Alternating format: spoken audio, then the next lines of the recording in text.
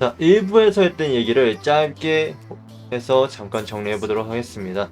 자, 블루아카이브의 가차는 수영복 아드사, 마시로, 히나, 이오리를 제외하고는 전부 통상이어서 통상은 언젠간 뜬다라는 마인드로 가차를 좀 걸으셔도 됩니다만, 이제 행복 회로기 때문에 뭐 얻고 싶으시다면은 해당 캐릭 픽업 때 데려오는 거는 추천합니다. 현재 가차는 18번이 열렸는데 한 영상으로는 다 다루기가 힘들기 때문에 스토리 시즌별로 나눠서 다루도록 하겠습니다.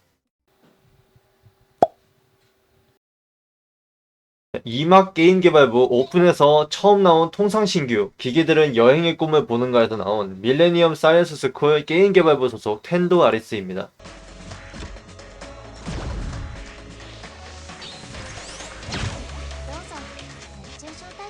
悪を打ち砕く正義の一撃。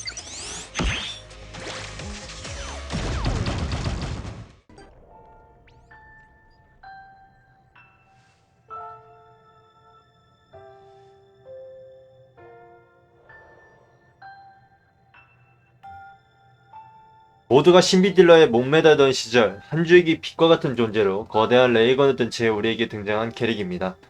고코스트지만 고화력의 EX, 스택형 치명타 확률 증가, 그리고 개인 공격력 증가, 그리고 EX 발동 시 치명타 확률 증가 및 스택에 따라 데미지 1.5배 혹은 2배 증가 패시브를 가지고 있는 고치명 캐릭터입니다.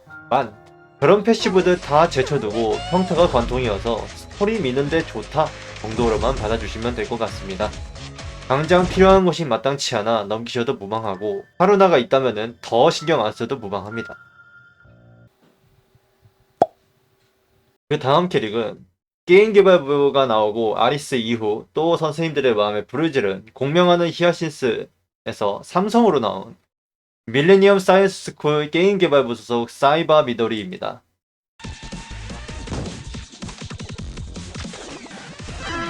負けた。仕方ないね。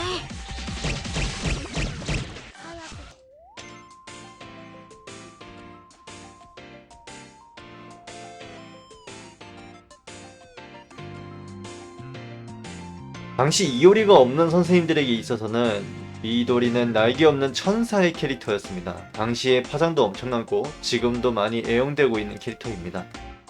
5명을 대상으로 딜하면서 범위 혹은 단일 딜도 준수한 EX, 25초마다 대상 1명의 치료, 그 다음에 개인 치명타 확률 증가, 개인 공격력 속도 증가 등 라이플 딜러로서 우수한 성능을 지니고 있습니다. 하지만 혼자 있으면 애매한 부분이 없지 않아 있는데 이렇게 모모이가 있어야 EX에 추가 효과가 발생합니다. 실제로 패시브도 마찬가지예요. 그래서 100%의 미도리를 쓸 거면은 모모이도 함께 있어야 한다 정도가 사실상 유일한 단점입니다. 개인적으로 있으면은 좋다고 생각하지만 본인에게 이오리가 있다면은 한 번만 다시 고려해보세요. 자, 다음은 공명하는 히아신스 삼성 미도리와 함께 출시된 밀레니엄 사이언스 스쿨 게임 개발부 소속 이성 캐릭 사이바 모모이입니다.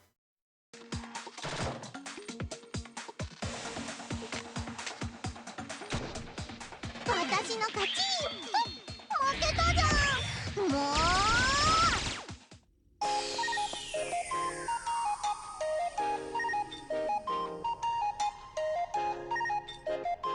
모모이가 나올 당시에 관통에서 범위 딜러라고 하면은 초보 선생님 지원 퀘스트를 주는 노놈일 뿐이었는데 그때 미도리와 함께 나온 날개 없는 천사 마크 2입니다. 부채꼴 범위에 적에게 즉발 데미지, 30초마다 개인 명중 증가, 개인 치명타 확률 증가, 개인 공격력 증가 등 무난한 무장인 돌격 소총과 함께 더불어 이성 최고 아웃핏 캐릭 중 한 명입니다. 다만 미도리와 함께 마찬가지로 미도리가 같이 있어야 추가로 발동하는 EX와 패시브 옵션이 존재하기 때문에 미도리가 없으면 조금 아쉬운 부분이 있습니다. 물론 미도리보단 나아요. 이성이니까 많이 나옵니다. 노리고 뽑지 마세요.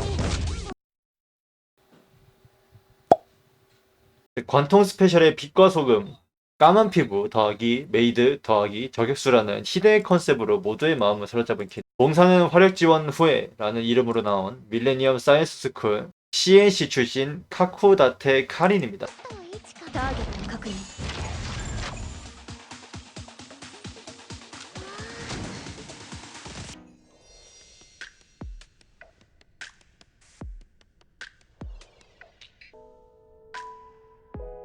단일 대상을 기준으로 하는 고화력 캐릭터입니다. 데미지란 이런 것이다라는 것을 보여주는 관통 총력전 필수 카드 중에 하나입니다. 단일 데미지에 더해 초대형 적에게 추가 피해, 40초마다 단일 대상에게 피해와 50% 확률로 기절부여, 개인 공격력 증가, 아군 공격력 증가 등 같은 저격수 마시로와 비교하면 공격력에 치중한 스킬셋을 보유하고 있습니다. 초대형 적이라고 하면은 총력전에 캐스드나 비나를 얘기하며 잘 키워두면 밥값으면 합니다만, 스토리에서는 이 친구도 역시 총알이 막혀요. 통상의 기존 캐릭이니까 메모리얼 화면에 띄워놓고 싶은 거 아니면은 나중에 나오기를 기도합시다.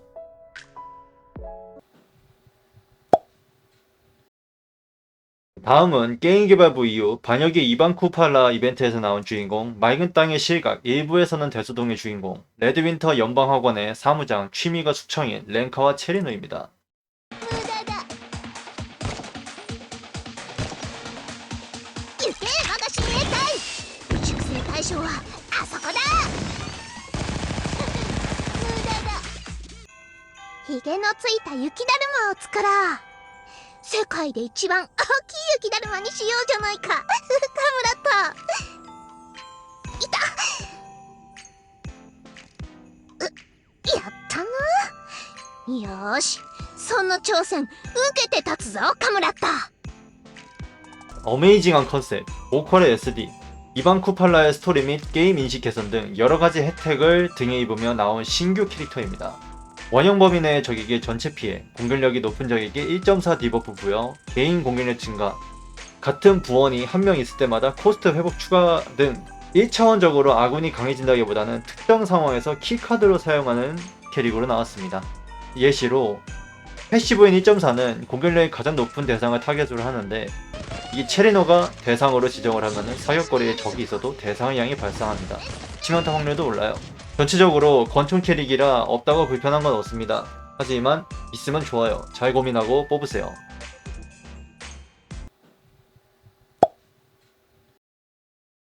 (2부) 마지막 통상 신규 가차. 당시에 좀 늦어서 모두의 애간장을 태운 그 캐릭, 꿈을 연주하는 봄을 전하는 RPG의 주인공 밀레니엄 사이언스 스쿨 게임 개발부 부장 하나오카 유즈입니다.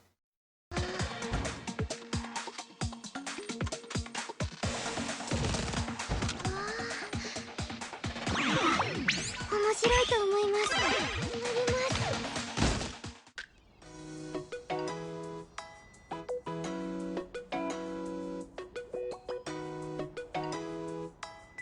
왜 본인 스토리 때 안 나오고 이반 쿠팔라 때 나오냐는 말이 있긴 했지만, 성능 면이나 비주얼 면이나 화제의 중심이 되는 캐릭터 중에 한 명이었습니다.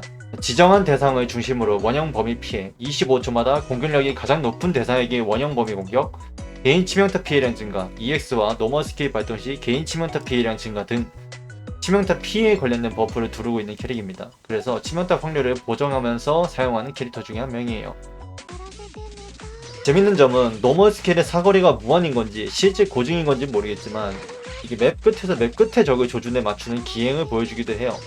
그리고 원본 총처럼 단발로 쏘고 장전하는 캐릭이라 자체 딜로스가 조금 심하긴 해도 치명타가 뜨면은 화력 자체는 준수하여 말 그대로 죽창이 뭔지 제대로 보여주는 캐릭터입니다. 다만 사용처가 대항전의 조커 카드 말고는 마땅치 않아서 관통 캐릭풀이 어느정도 존재한다면 고르셔도 됩니다.